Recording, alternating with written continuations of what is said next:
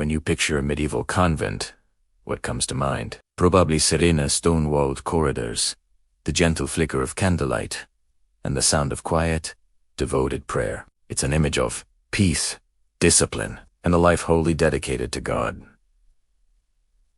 This picture of purity and spiritual retreat has been passed down through centuries. But like all things in history, the truth is far more complicated, and honestly, a lot more human. Behind those imposing walls and locked gates, life wasn't just about prayer and contemplation. These were communities of real people, filled with the same emotions, ambitions, and conflicts that exist everywhere. They experienced loneliness, fear, and immense pressure.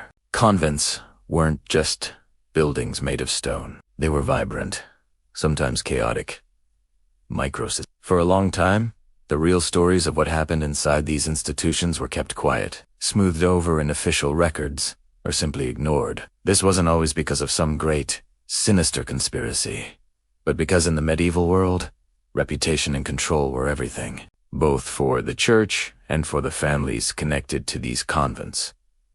Let's start with who actually ended up in a convent. We often think of it as a deeply personal, spiritual calling, and for many women, it truly was. They felt a profound connection to God and willingly chose this life of devotion. But for countless others, the choice wasn't really theirs to make. In medieval society, a woman's future was often decided by her family, and the options were limited. Marriage was the primary path, but it required a dowry, a significant payment from the bride's family to the groom's.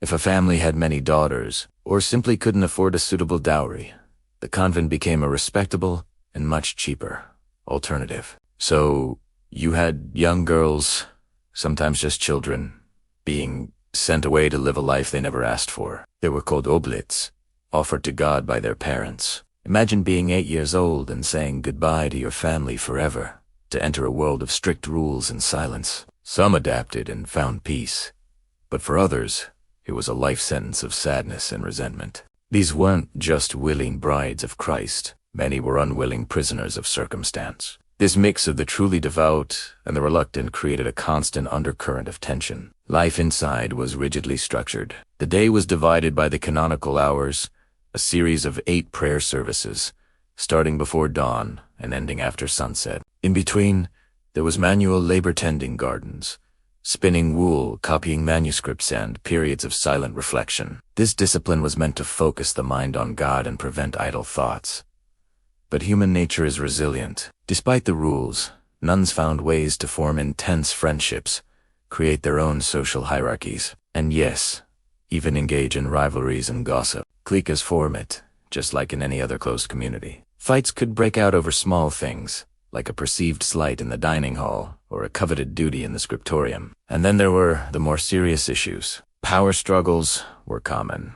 The abbess, the head of the convent, held immense authority. A kind and wise abbess could create a nurturing environment, but a cruel or ambitious one could make life miserable. There were documented cases of abbesses who ruled like tyrants, using their power to favor certain nuns and punish others. Money and influence from the outside world could also seep in. Wealthy families might donate land or money to a convent in exchange for special treatment for their daughter, causing jealousy and resentment among the other nuns. Furthermore, the ideal of complete isolation from the world was often just that, an ideal. Convents were important economic and social centers. They owned land, managed tenants, and interacted with local merchants. And sometimes, the world came knocking in less desirable ways. There are historical accounts of scandals, forbidden relationships, and even crimes happening within convent walls. These stories were often suppressed to protect the church's reputation, but they remind us that these were not ethereal saints, but flawed,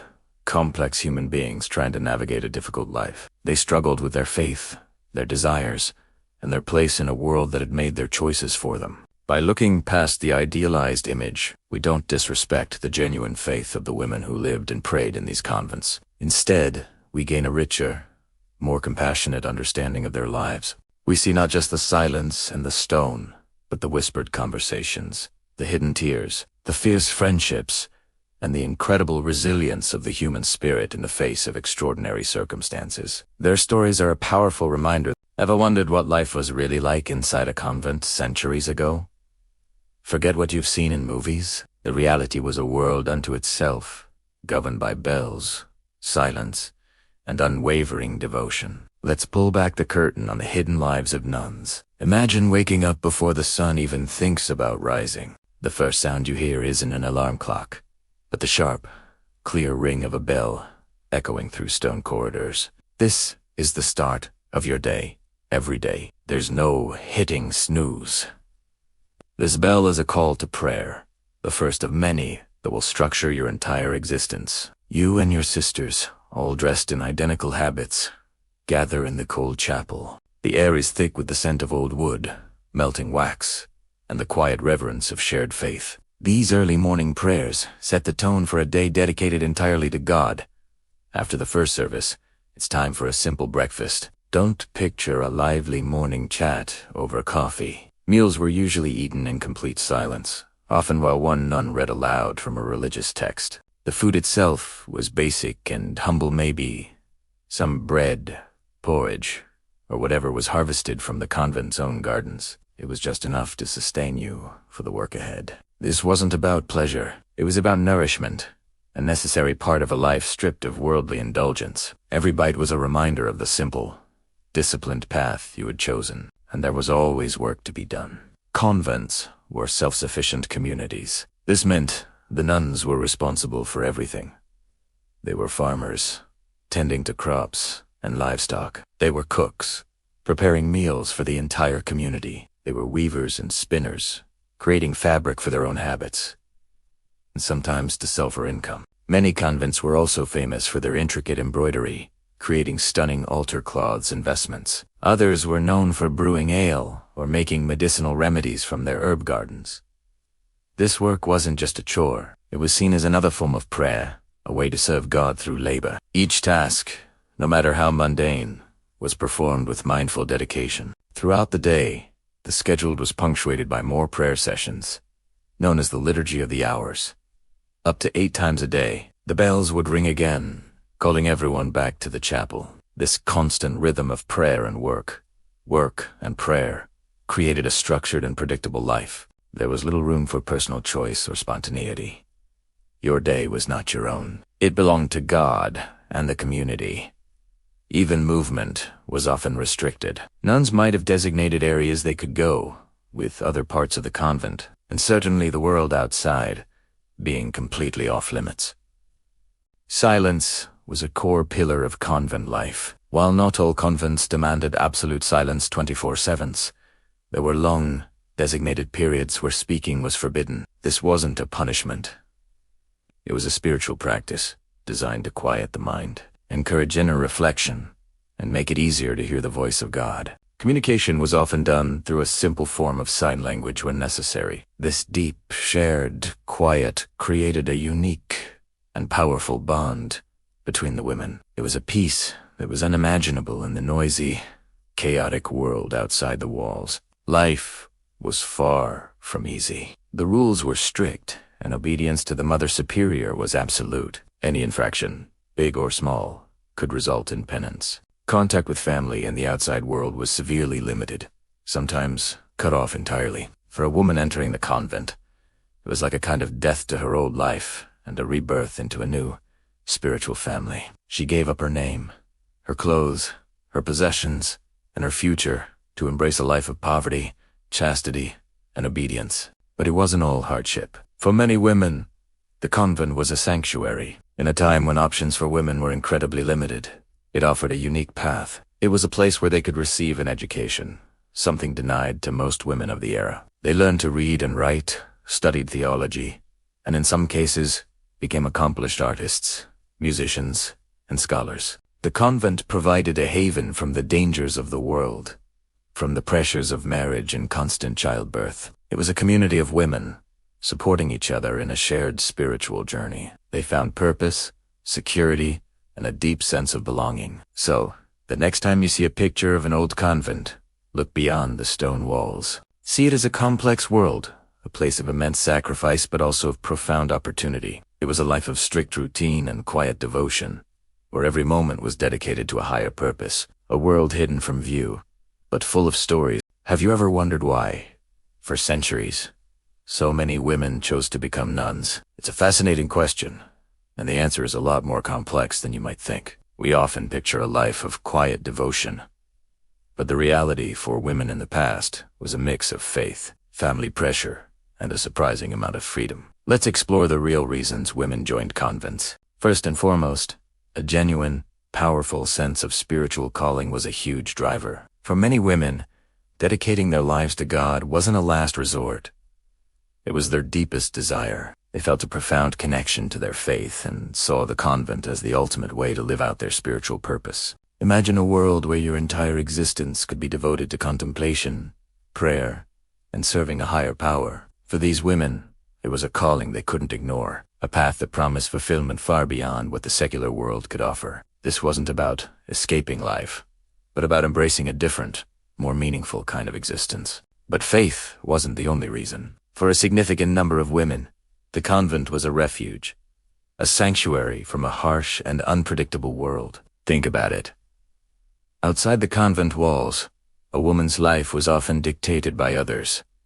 Marriage was frequently a transaction, not a choice. If your family couldn't afford a dowry, or if a suitable match couldn't be found, your future was uncertain. The world could be a dangerous place, and a woman without the protection of a husband or father was incredibly vulnerable.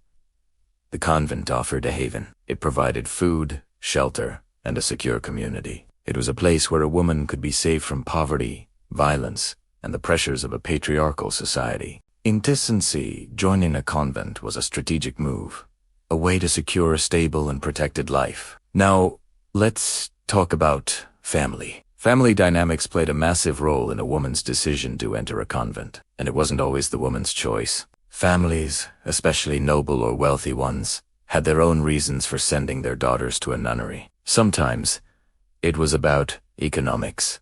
A dowry for a high-status marriage could be incredibly expensive. Sending a daughter to a convent, which required a much smaller donation, was a financially savvy move. It preserved the family's wealth, which could then be concentrated on marrying off other siblings or securing the family's lineage. Other times, it was about social status and political strategy. Placing a daughter in a powerful abbey could forge important alliances and increase the family's influence. And sometimes, sadly, a convent was a convenient place to send a daughter who was considered unmarriageable for whatever reason. Perhaps one of the most surprising reasons women joined convents was the pursuit of education and influence. In an era when women were largely barred from formal education, convents were intellectual powerhouses. They were centers of learning where women could learn to read and write, not just in their native language but often in Latin. Nuns studied theology, music, and art. Some became accomplished scribes, copying and illuminating manuscripts. Others, like the famous Hildegard of Bingen, became respected theologians, composers, and writers whose influence was felt far beyond the convent walls. For a woman with a sharp mind and a thirst for knowledge, the convent offered opportunities that were simply unavailable anywhere else. It was a place where she could cultivate her intellect and even become a leader in her own right as an abbess, managing vast estates and commanding respect. This wasn't a life of submission, but a life of intellectual and administrative power. So, as you can see, the path to the convent was different for every woman. For some, it was a spiritual journey born of deep faith. For others, it was a practical choice for safety and stability. For many, it was a decision made for them by their families for economic or social reasons. And for an ambitious few, it was a gateway to education, power, and a life of the mind. The story of why women became nuns is a rich tapestry. Have you ever wondered what life is really like inside a convent? We often see nuns in movies, either as stern figures or joyful singers, but the reality of their daily routine is something most of us can barely imagine. It's a world completely different from our own, built on discipline, devotion, and a deep sense of community. Let's pull back the curtain and explore the quiet, structured life of a nun. Imagine waking up before the sun even thinks about rising. For many nuns, the day begins as early as 4 or 5 a.m. There's no hitting the snooze button here. The first order of business is prayer. This isn't just a quick thank you before breakfast. These are structured, communal prayers, often held in the convent's chapel. This time, known as matins, or the office of readings, sets a spiritual tone for the entire day. It's a period of quiet reflection and chanting, connecting with God before the world outside truly wakes up. After morning prayers, there might be a simple breakfast, eaten together. But don't picture a bustling, noisy cafeteria. Silence is a key element in monastic life. Many meals are eaten in silence, or while one nun reads aloud from a religious text. This isn't a punishment, it's a practice. The idea is to focus the mind on spiritual matters and avoid idle chatter, turning even a simple meal into an act of mindfulness and devotion. Then, the workday begins. A convent is like a large, self-sufficient household, and everyone has a job to do. The tasks are practical and essential. Some nuns might head out to the garden, tending to vegetables that will later appear on the dinner table. Others are responsible for cleaning the chapel, the kitchens, and the living quarters. There's sewing and mending to be done, maintaining the community's clothing and linens. In some orders, nuns are teachers, nurses, or caregivers, working in schools or hospitals attached to the convent. It's a life of service, both to their community and to the world outside. Throughout the day, the ringing of a bell will call everyone back to the chapel for prayer. This happens multiple times, mid-morning, noon, afternoon, evening. These moments, called the Liturgy of the Hours, are the pillars that structure the entire day. No matter what task a nun is engaged in, she'll drop everything to return to prayer. This constant rhythm reinforces their primary commitment and ensures that God remains at the center of everything they do. Personal freedom, as we know it, is very different. Life is lived for the community, not the individual. A nun's time is not her own. Even something as simple as writing a letter might be subject to review by a superior. This isn't about control in a negative sense, but about maintaining the integrity and focus of the community. Visitors are not a common occurrence. Connections to the outside world are intentionally limited to help foster a deeper spiritual life within the convent walls. In the afternoon, there might be time for personal study or more work. Nuns will spend hours studying religious texts, theology, and philosophy, deepening their understanding of their faith. This isn't just passive reading, it's an active, intellectual pursuit. The evening brings more prayer, vespers, followed by a communal dinner and perhaps some recreation time. This might be one of the few periods for conversation, sharing stories, and strengthening the bonds of sisterhood. But even this social time is structured. The day ends as it began, in quiet prayer. The final prayer of the day, Compline, is a peaceful and reflective service. After Compline, the Great Silence begins. This is a strict period of silence, observed throughout the night until morning prayers the next day. It's a time for rest and personal contemplation, ensuring the day ends in tranquility. Life in a convent is a profound commitment. It's a trade-off, giving up personal autonomy, material possessions, and worldly connections in exchange for a life dedicated entirely to spiritual growth and service. It's a quiet, repetitive, and deeply structured existence.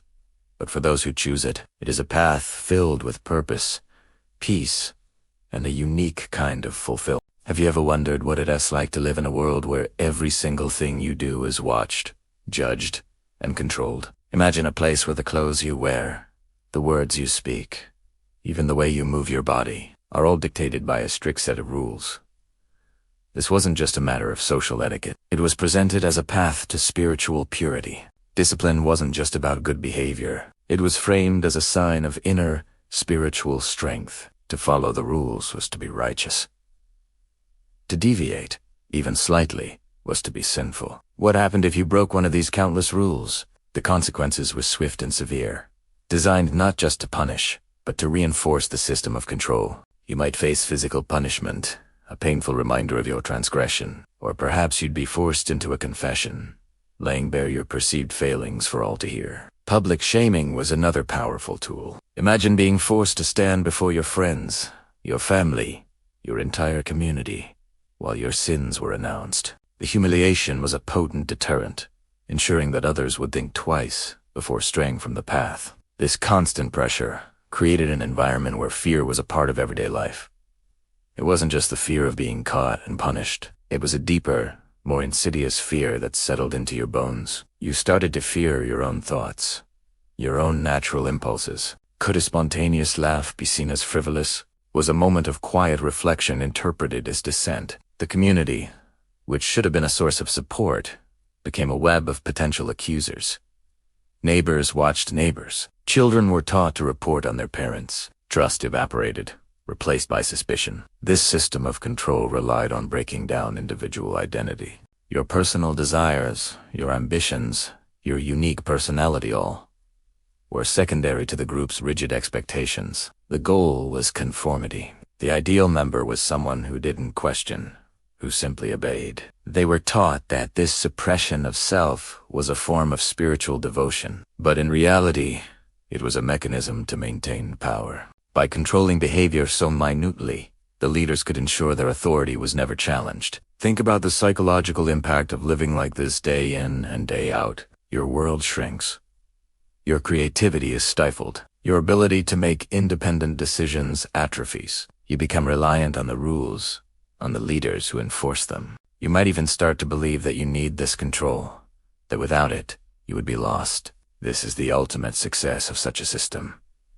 When the controlled begin to police themselves, the external rules become internalized, and the fear of punishment becomes a constant, nagging voice in your head. Living under this kind of oppressive discipline erodes the very essence of what it means to be human. The joy of spontaneity, the freedom of expression, the comfort of genuine connection all are sacrificed at the altar of control. It is a powerful reminder of how systems designed to create order can sometimes lead to a profound loss of personal freedom and an ever-present culture of fear. Thanks so much for watching. Have you ever wondered what would happen if society tried to erase emotions? Imagine a world sealed off from the outside.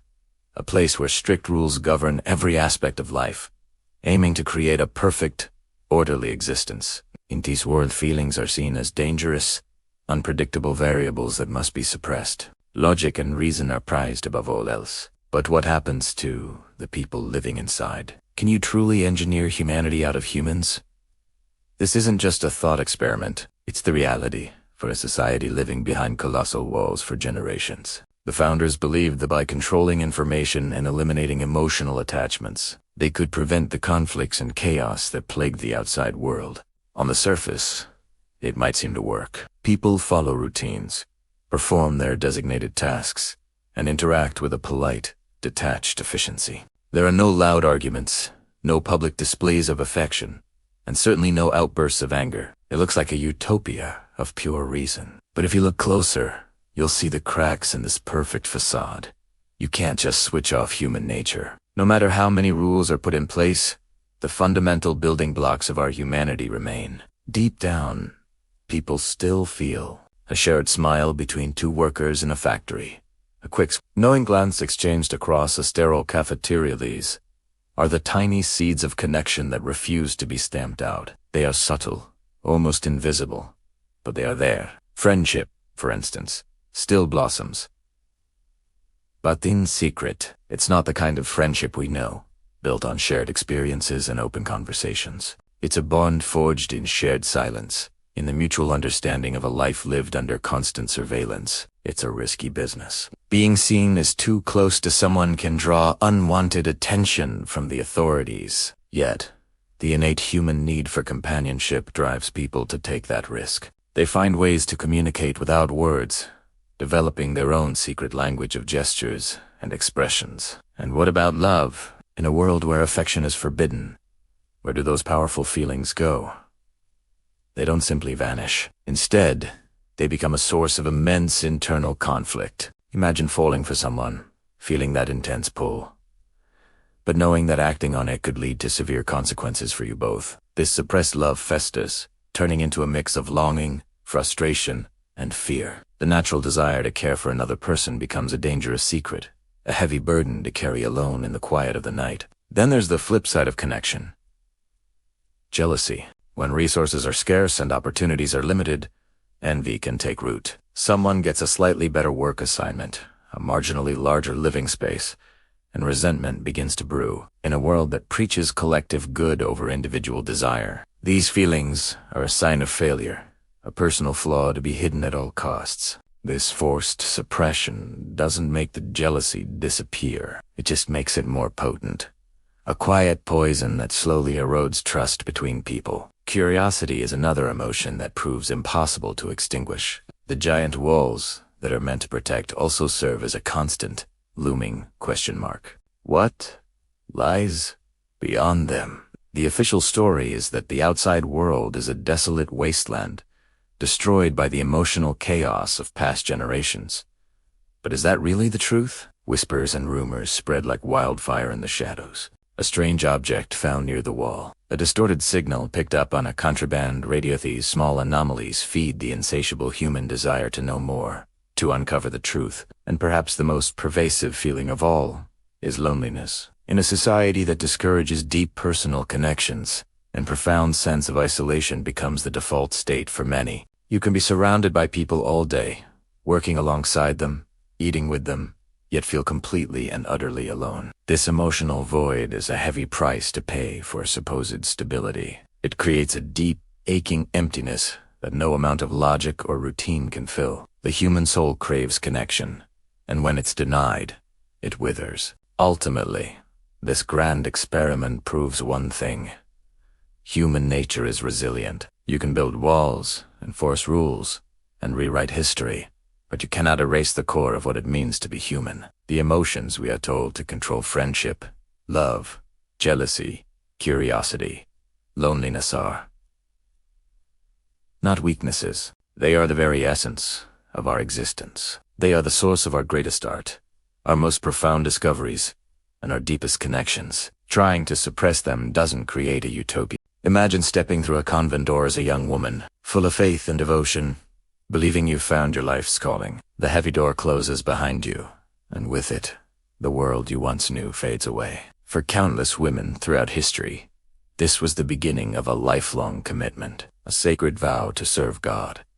They entered in their youth, sometimes as teenagers, and never left. They promised to forsake worldly attachments, including the very idea of forming their own families or nurturing personal relationships outside the cloistered walls. This path, chosen with piety and purpose, often concealed a profound human reality.